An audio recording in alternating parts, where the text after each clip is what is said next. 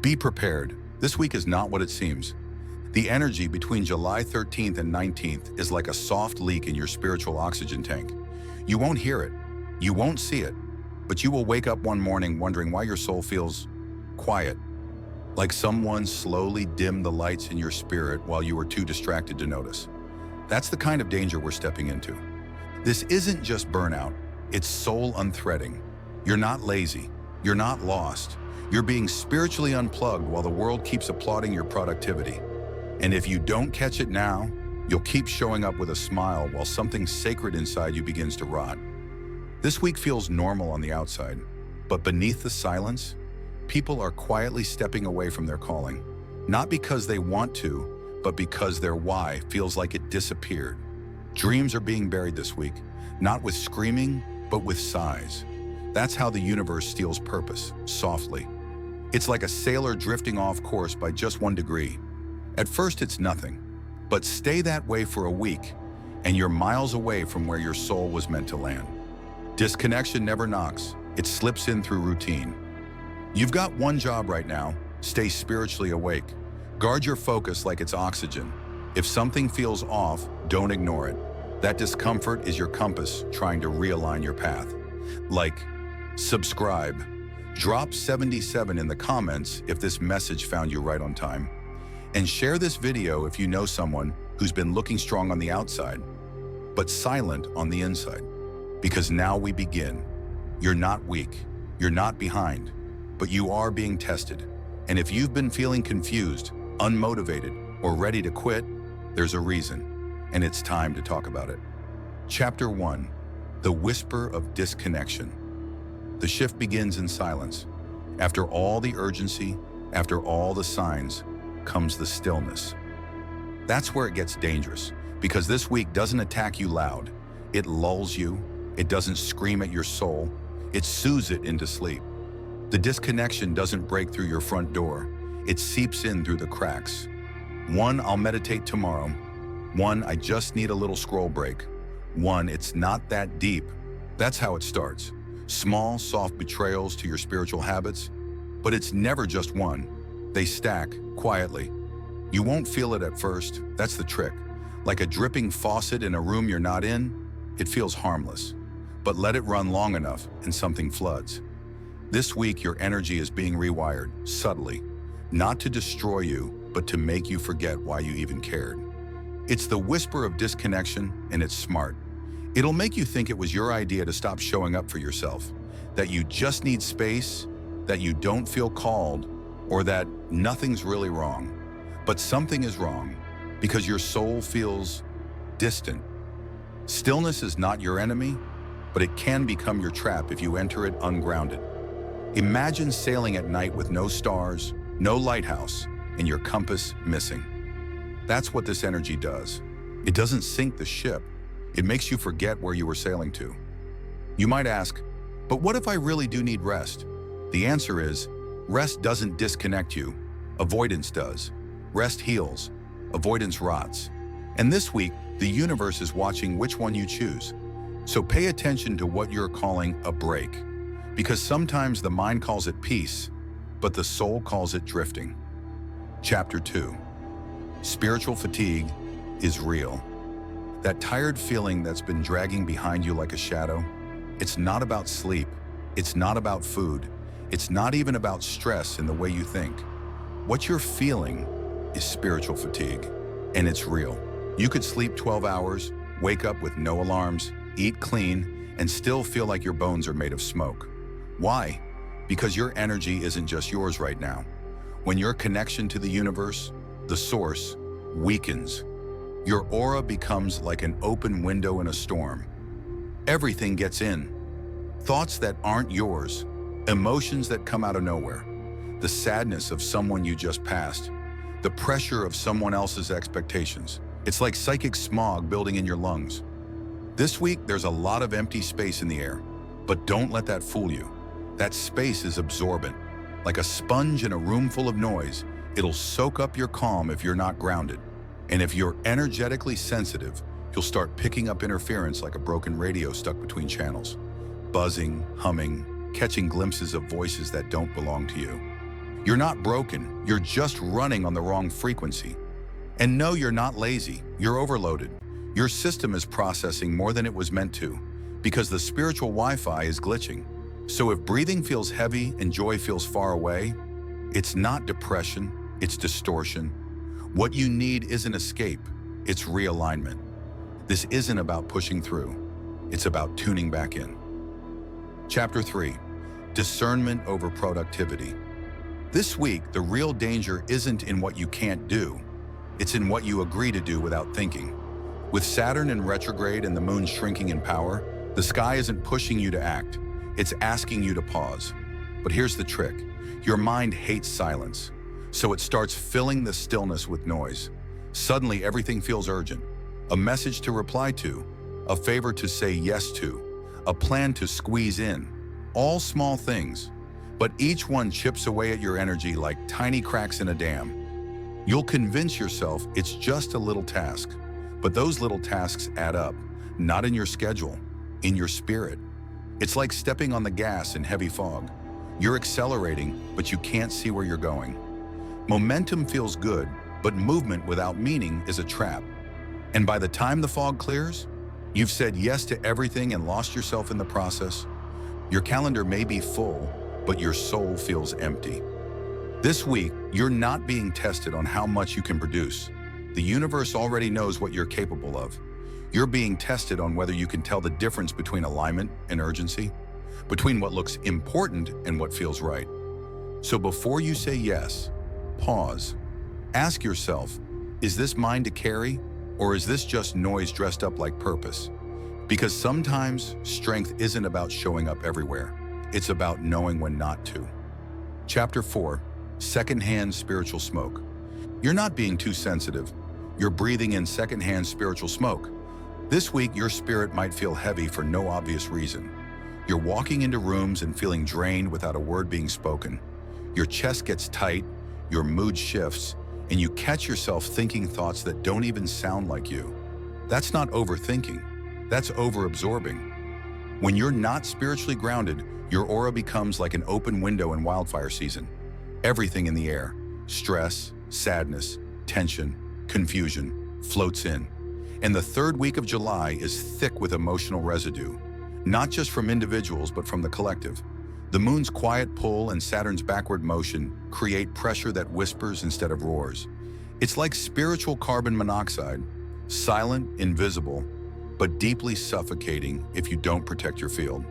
And here's the truth, the more disconnected you are, the more available you become to other people's chaos.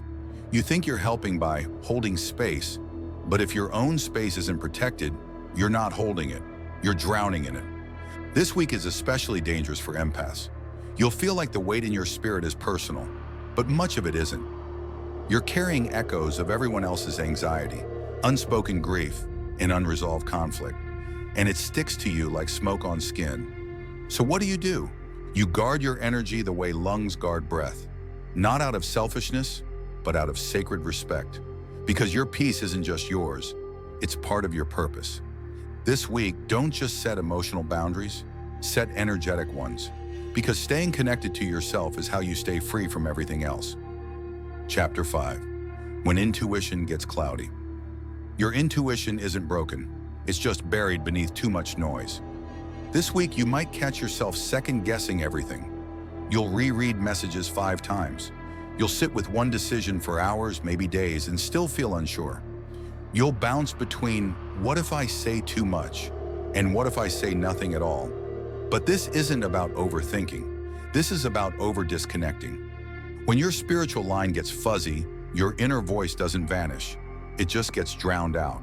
It's like trying to hear your favorite song with 5 radios playing different stations in the background. You start to lose trust in your own gut.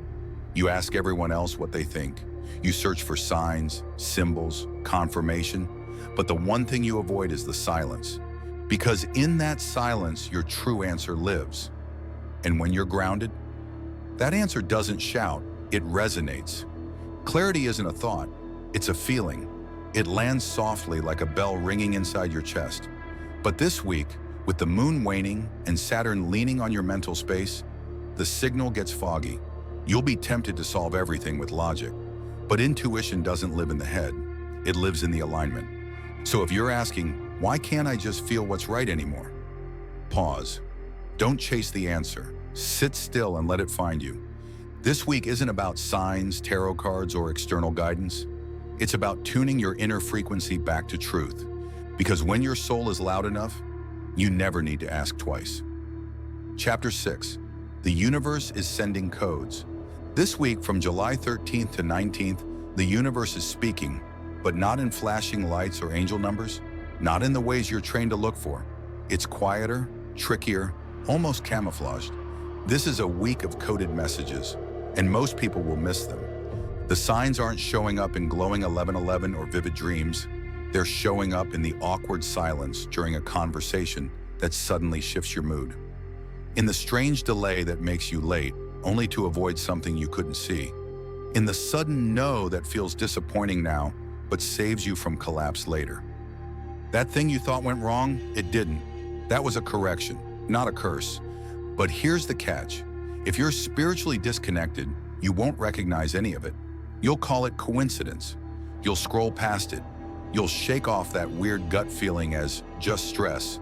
And then you'll repeat the same cycle the universe was trying to break. Because divine signs don't always look like miracles. Sometimes they look like inconvenience. You might wonder, but why so subtle? Because this week isn't about seeing signs. It's about feeling them. It's about noticing when something feels off, unnatural, misaligned. That's the message. And if you pause long enough to pay attention, you'll decode the lesson. So when the timing feels weird or a door slams shut, don't panic. Translate it. The universe is whispering, but only the spiritually awake will hear it. Chapter 7. When doubt isn't depression. What if the heaviness you're feeling right now, the confusion, the exhaustion, the urge to just walk away, isn't depression? What if it's not failure, but spiritual disconnection? This week, many will mistake burnout for breakdown, but the truth is deeper. You're not losing hope, you're just losing signal. And when that spiritual signal drops, even the brightest path starts looking dim. You might feel like you're moving through water, pushing and pushing, with nothing to show for it. You ask yourself, why isn't this working anymore? What's wrong with me? But the answer isn't in your effort, it's in your alignment. Disconnection doesn't destroy your purpose. It just distorts your vision. It clouds your compass and tricks you into thinking the road is gone. But it's not gone. You're just not tuned in enough to see it clearly right now. This week, the question you need to ask yourself isn't, why am I stuck? It's, is this my truth or just interference?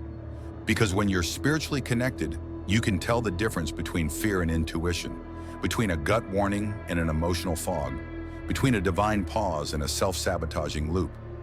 Think of it like flying in a storm. You don't toss out the map just because the sky turns dark. You don't abandon the mission, you realign. You adjust your instruments, you fly through. So if everything feels like it's falling apart, remember, doubt doesn't always mean stop. Sometimes it just means reconnect. Chapter 8. Monotony kills the spirit. We're always warned about chaos, but no one talks about the quieter killer, monotony. This week, it's not the breakdowns that'll take your spirit.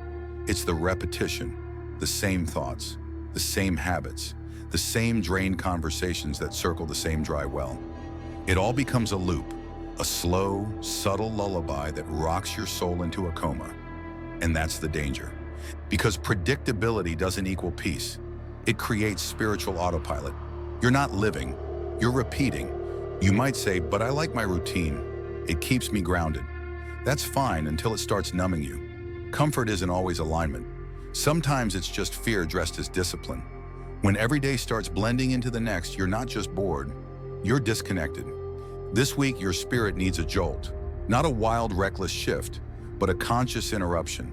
Something unfamiliar, something slightly uncomfortable. Take a different route home. Speak a truth you've been avoiding. Say yes to something your fear keeps blocking.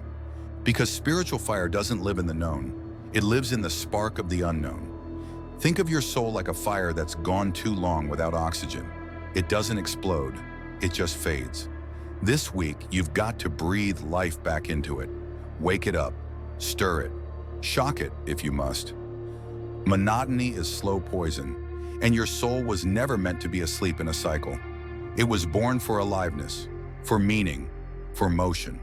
So if everything feels flat, it's time to shake the ground beneath your feet. Chapter 9. Your purpose never left. Your purpose never disappeared, it just got fogged over. You didn't lose it. You didn't fail it. You just drifted a little too far from yourself to feel its pulse. That's what disconnection does. It whispers a quiet lie. Maybe none of this matters. And if you're not awake enough to catch it, that whisper becomes a belief, then a habit, then an identity. Suddenly, you start shrinking. You speak less, dream less. You stop showing up as you and start moving like a shadow. Not because your purpose left, but because you forgot how it feels. And here's the truth. Your purpose isn't some job title or grand mission statement. It's your aliveness. It's the warm electric click inside your chest when something resonates. It's the inner voice that speaks clearly, before your mind has time to argue. You don't think your way into purpose. You feel your way back into it. But disconnection is sneaky. It doesn't just expose you to low energy, it makes you create it. You overshare, you lash out, you ghost people, you confuse emotional chaos for intuition. Not because you're toxic, but because your system is panicking, reaching, grasping for something real in the static. But when you're reconnected, you listen, you wait, you respond. You move like clarity in a world addicted to noise. This week, don't shame yourself, check yourself. Not through guilt, but through grace. Don't let your pain become your message. You are the stillness in the storm, the compass in the fog. Your purpose didn't leave. It's right where you dropped it, inside your presence. And if all of this hit home, it's not by accident, it's alignment. Stay connected, stay aware, and protect your energy this week. Like this video, subscribe for more weekly insights, and drop the number 77 in the comments if you're claiming your spiritual clarity back. You're not alone.